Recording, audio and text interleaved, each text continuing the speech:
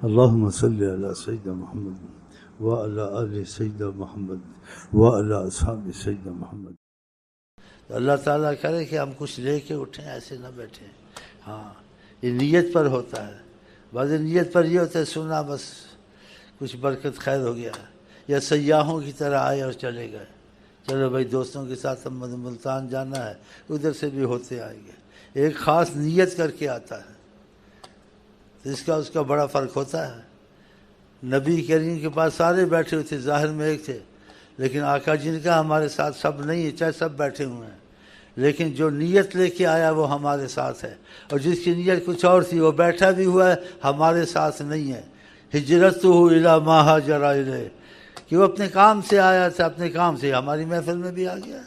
وہ تھوڑی نیت کر گیا تھا میں نے ادھر ہی جانا ہے۔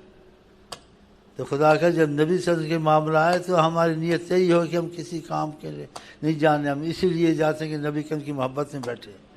اگر یہ فرضی چیزیں نہیں ہیں محبت کے تقاضے میں، اگر اس کا کوئی کام بھی ہو، رشتہ داروں سے ملنا ہو، اس کا ان کی نیت سے آیا میں رشتہ داروں سے بھی نہیں ملوں گا، میں کوئی چیز بھی نہیں، میں جاؤں گا دوبارہ آؤں گا رشتہ داروں کے ملنے کے لیے چیز خریدوں گا، چاہے آیا ہوں خرید سکتا ہوں، میں نے نہیں ملنا، میں نے سیدھا کراچی جانا ہے یا سیدھا میں راول پنڈی جانا ہے، کوئی چیز نہیں لینی، کسی رشتہ دار سے ملنا، میں ان کے لیے آیا ہوں، سفر انہی کے لیے ہے، اور انہی کے سفر سے خصوصیت کی وجہ سے واپس جاتا، کوئی چیز نہیں لیتا۔ اگر نیت سے آیا بھی ایسے لے بھی لے کوئی حرج نہیں، لیکن اس میں اچھا یہی کہ کچھ نہ لے اور کسی سے نہ ملے۔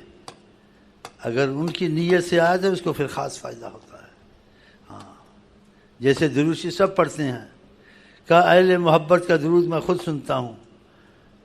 کیا مطلب کہ سب کا سنتا ہوں لیکن ان کی زیادہ توجہ میرے پر ہوتی ہے، میری محبت پر ہوتی ہے، اپنی محبت کی چیزوں پہ نہیں ہوتی ہے، حالانکہ وہ جائز ہیں اور کہا بھی گیا ہے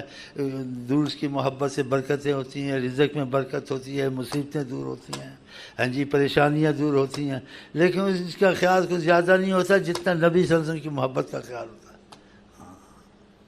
تو خدا تعالی ہم کو آپ کو ایسی محبت اور ایسا خیال دے انشاءاللہ تعالی۔